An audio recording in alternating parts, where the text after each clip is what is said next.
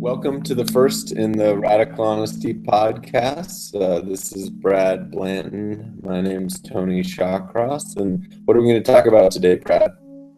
About what's poisonous and what isn't poisonous, about human interaction, and about our model for poison, who's being held before us on a daily basis now, who's our president. And that we're actually in this great opportune time in our lives to learn about how human beings poison each other, and about how the use of conversation, money, lying are all ways to make sure that you are putting down and crippling and making sick and killing your enemies, while you're sustained by being a better poisoner than they are. The first thing I want to say about poisons is that what basically in Gestalt therapy, Fritz Perls used to call poisonous relating, was when you expressed a thought or a feeling and you did it speaking with forked tongue, meaning you expressed an appreciation at the same time your tone of voice expressed a resentment, or you expressed some kind of warmth, but your voice sounded cold, or you expressed some kind of resentment, but it sounded like a sort of warm greeting instead, where there were mixed messages. And the mixed messages, we're all good at sort of withholding part of the information and part of the feeling, while we express the best judgment our mind has about which we should permit the other person to know about. But of course, all the people that are in training and to be radical honesty trainers or Gestalt therapists or lots of other therapeutic training systems learn to get their information from more than just the content of what people say. So they're paying attention to how they say it and the message of the tones of voice. So when I'm poisoned by someone speaking to me, it's the fundamental essence of what Fritz Perls used to call the schizophrenogenic kiss. And the schizophrenogenic kiss is, I love you. And that, so that the message, the verbal message is I love you, and the physical message of the kiss and the grabbing of the person is I hate you. So it's like the mixture of love and hate, lying about both, saying I love you to hide that you hate them, and showing that you hate them to contradict that you said you loved them.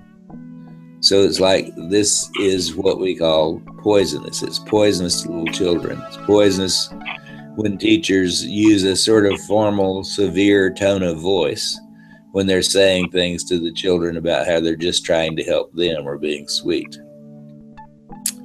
And everyone is aware of being poisoned, and people get mad and they don't know exactly why they're mad. They're not as conscious of the messages that they're receiving by observing, as distinct from the messages that they're seeing by speaking.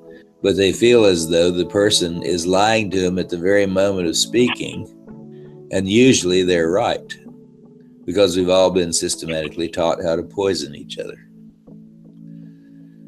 So we have this wonderful example held up before us all the time, who's Donald Trump, who speaks whatever poisonous thing he has to say. He is always reassuring. Believe me, he says, believe me, like lots of liars will say frequently. Believe me, just believe me, he says. And he says that because he knows he's lying, and he operates with very little sophistication. He's the least sophisticated president we've ever had in my lifetime. Even dunderheads like I don't know, Nixon. Nixon was a sophisticated compared to Donald Trump. So, yes, I think there's a great overwhelming consistency and accord, like there are floods of millions of people who both in politics and economics and philosophy and psychology and social work and everything. Basically, there's a growing large number of people who are interested in knowing what's actually going on with other people and with learning and having the courage to share with other people what's going on with them, even if it's negative news, even if they're hurt or they're angry or they're one of those states of being they're usually taboo, that it's okay. Just be your own taboo self. And that what encourages that, I think, is the idea that transformative change is possible. That's what the forum is about. It's about letting people know that you can transform the feelings and thoughts that you have. The thoughts come second, the feelings come first, and you can transform them through some kind of sharing with another person, what I call radical honesty, and what people call different things all over the world. But basically, they're about becoming honest and vulnerable and allowing yourself to feel what you feel and to tell someone else. And so we can use each other's experience by sharing in ways that we can't when we're just performing in front of each other. And this is a theme. Like, I can't turn on the evening news now without having someone talk about Donald Trump's most recent performance and how he performed differently about it 3 days ago and how he failed in his performance. And that somehow there is this, let's go ahead and share honestly about our performance modality. That, oh, well, never mind, what I just said was a performance. Let me try again. And that be perfectly social discourse acceptable. That it be an acceptable form of social discourse.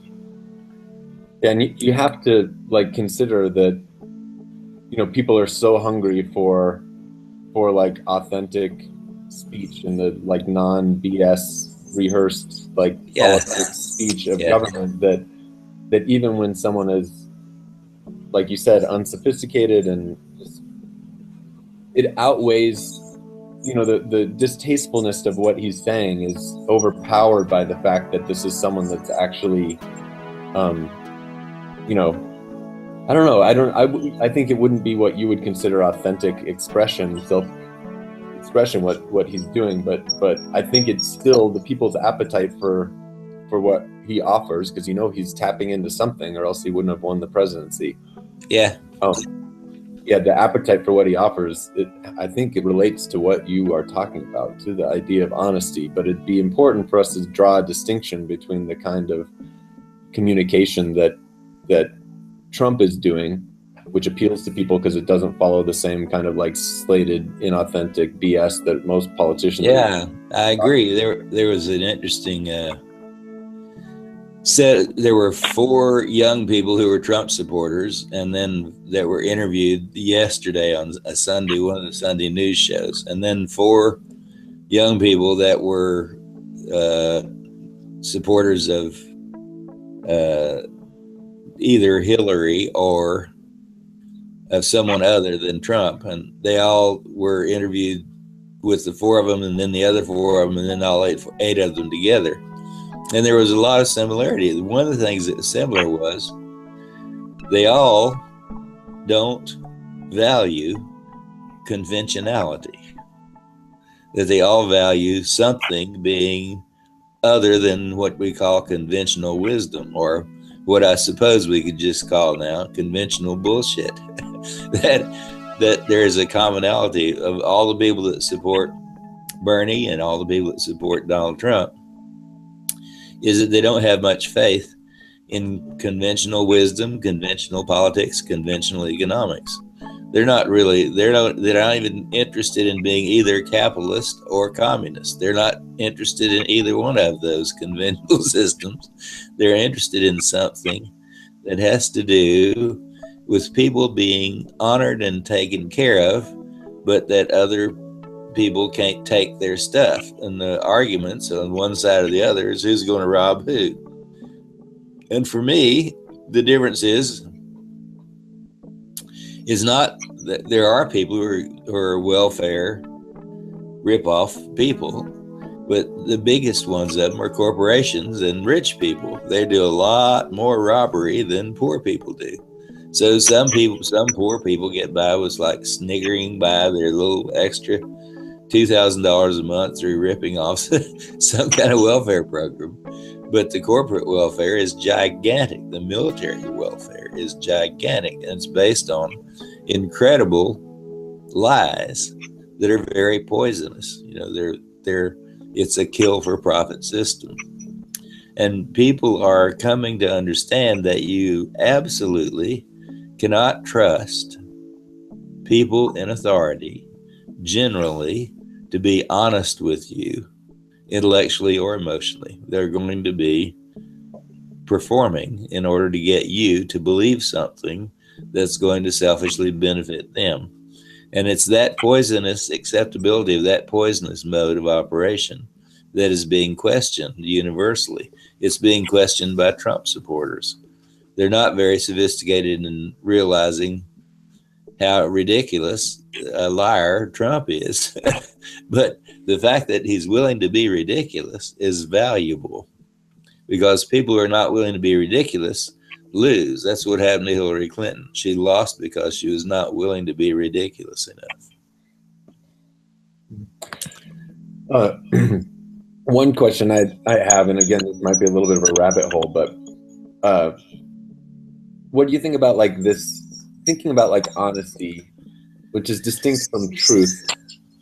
This idea of like, it does, like, you know, some of the media are talking about us being like post-fact or something like that, or post-truth, and him referring to these kind of like venerated journalism entities like New York Times as fake news, and then holding up someone like Breitbart or like that fucking whack job, the InfoWars guy, as like right news. And referencing, you know, like I read the article on Breitbart where apparently he got the whole idea of the Obama wiretapping, and saw that interview where he said that like, you know, what he said about happening in Sweden, you know, was a truth because 2 days later something happened in Sweden. And so it's just like a whole different relationship with the idea of truth. Right. Yeah. He doesn't, it's not alternative facts. It's just, there are no such thing as facts. It's just all spin. One spin is as good as another. And the most recent spin is supposed to be the most factual because that's what you're trying to pitch it as. Mm-hmm. So what's a fact is whatever you're able to convince someone else of. So if you can convince people the world is flat, that isn't then a fact. Mm-hmm. And I think that that's why he's such a great poster child for bullshit. I mean, the thing is, he is right when he says most of conventional wisdom, politics, and economics, most of the structure and setup of the government of the United States is bullshit. And more of it even than he names. But the thing is, if you have nothing to offer but alternative bullshit, is one kind of bullshit better than another? Well, maybe there's slight gradations of difference, but lies are lies and poison is poison. It's like, would you rather be poisoned by arsenic, or would you rather just have some other kind of regular rat poison? It's like, which choose your poison. It's like, do you have any option other than choosing your poison? Of course, we say that you do, that you have an option of inventing a new way of doing and seeing and being with things, a new way of being with each other and doing things, a new way that requires cooperation rather than domination, and that less dominant forms of cooperation are less poisonous. And so we're after discovering, all of us together worldwide, I think, are in this adventure now to discover what would be something that's not so poisonous as a way that we could live together. Everybody would have baseline what they need. They'd have shelter and food. and education and clothing and basically health care, so that they would basically have the baseline net covered. And then we could deal with all the problems that are big problems, like no one's talking about the gigantic problem of overpopulation, which could kill us within 30 years. And basically, no one's talking about some gigantic problems while we're messing around with this stupid little bullshit arguments about who lied to who about Donald Trump and all this stupid things they're trying to do about healthcare.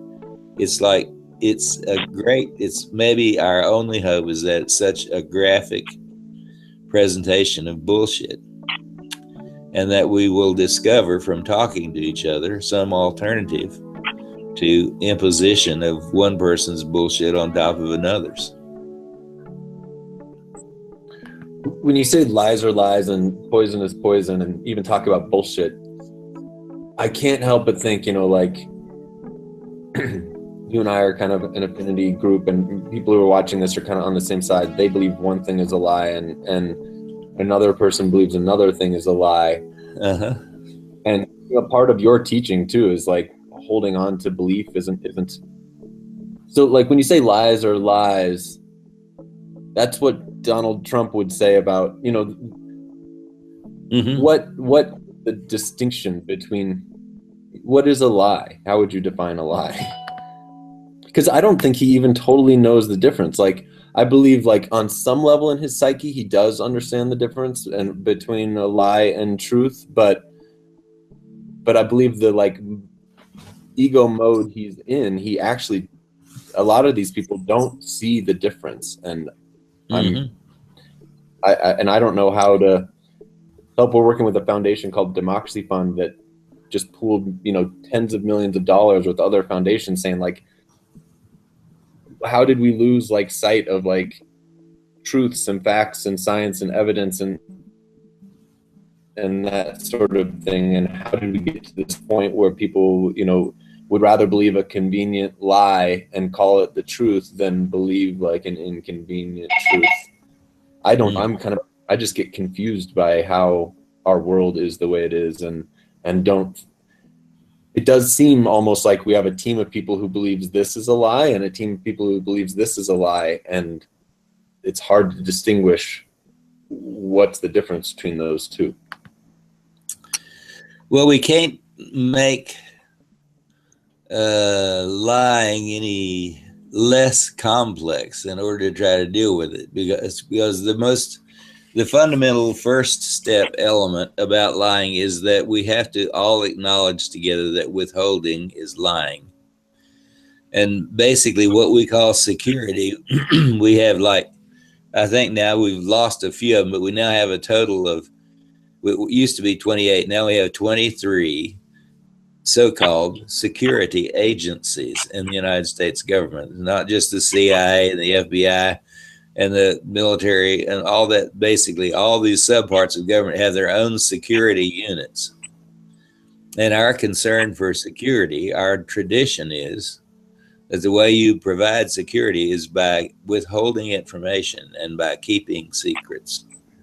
That keeping secrets and withholding information is a vital thing. And if someone shows forth a secret or reveals it, they can be killed for it. If they have a high security clearance and they release it, they can be called treasonous and killed for it, because withholding is extremely important to what's called national security.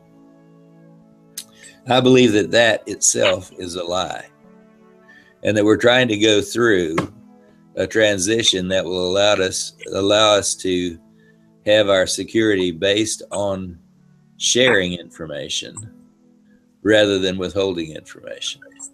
And that agreement, that fundamental agreement about sharing versus withholding, needs to be modified so that a lot more sharing can occur. Now, we might have some things that we all explicitly agreed upon were something to be withheld, like the secret to making an atomic bomb, but so many people know it already. It's like practically anybody can come up with it.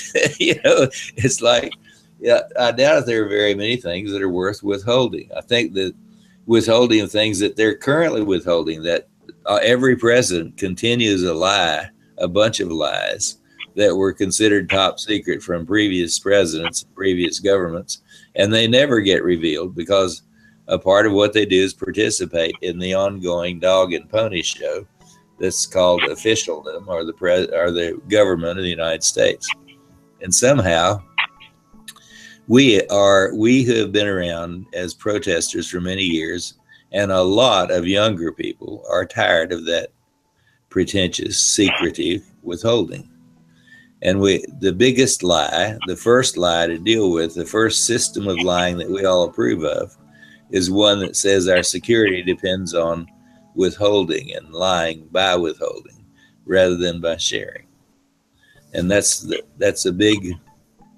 a lot of people, even that are Trump supporters, are protesting about what was kept secret, what was hidden, what were log jams between people in Congress. They're fed up with inaction. The inaction was because so many people were lying about trying to control people's voting in districts. And it's obvious to the world, anyone in the world, that gerrymandering is a manipulation of people to control the effects of democracy, to, instead of having democracy, have something that's arranged by, secretive, let's see where the last Republican is in District 1 and cut out all the rest of the districts so that those can be Democrats somewhere else. So the argument about what is poisonous and what is not poisonous is back to the argument of what is being withheld and what is being expressed, because what's poisonous is that contrary thing that's withheld, that is other than what you say. If you say I love you and you hate them, you say I hate you and you love them, you say this makes me mad when you're really sad, or this makes me sad when you're really mad. That's the conventional ways to act like, oh, I'm just hurt, when you really are pissed off. And so this ordering of things, this reordering of things, so that we go to discover and share honesty, and we admit that we were wrong. Say, oh, I was wrong 5 minutes ago when I said I was hurt. I wasn't hurt so much as I was mad. I'm mad at you for, and then you have the more honest conversation where people can then do something, which the forum and the radical honesty are all about, which is called transformation. How do you have fuck you become bless your heart? And when you do that, you've done something. Yeah. I like that you also put it in like kind of the macro and the micro, a lot of people, on a large scale, this is what withholding kind of leads to, world war. It leads to division between countries. It leads to death, and a lot of people feel totally overwhelmed by that and don't know like how they could start. But I mean, it's an overstatement. It's cheesy to say, but one way you can start is just like look at your own withholding and shift this like culture that we have, even just between the people you love or your children or your close friends, of just like understanding the damage of withholding on a micro scale, and that all that happens, that just keeps folding out until we have this macro problem that comes from withholding. Mm-hmm. Yeah. And that's why people like, WikiLeaks or whatever, some people view that as just like total heroes. And also I think part of what's happening with WikiLeaks is people are wondering if there's some selectiveness, about like we're gonna leak these sorts of things because they will, like, an end will justify the means, as opposed to people who are behind that organization, if it's the means that are all that matters. Just non-withholding is the key, and means will work. The right means will work themselves out in the right way. That's it. Like WikiLeaks basically is a thing in process, and of course now and then they're aligned with the people on the opposite side are withholding. They're picking on like capitalist governments that are withholding, And some of the non-capitalist government, well, the new capitalist, the new criminal group in Russia is now getting more favor from what WikiLeaks lets out of the box that they find out about the American government. The problem is the whole fundamental baseline agreement about security being whether or not you can keep secrets. That doesn't basically cause us security. That's the fundamental source of war. I've said over and over again that the cause of war is diplomacy. Diplomacy is not the alternative to war. Diplomacy is the cause of war. Diplomats are people who speak with forked tongues. They're known for it.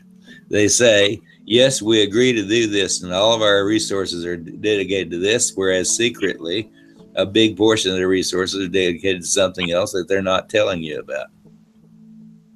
So nobody really likes diplomats. If a super diplomatic person comes into the room, I start feeling nauseous.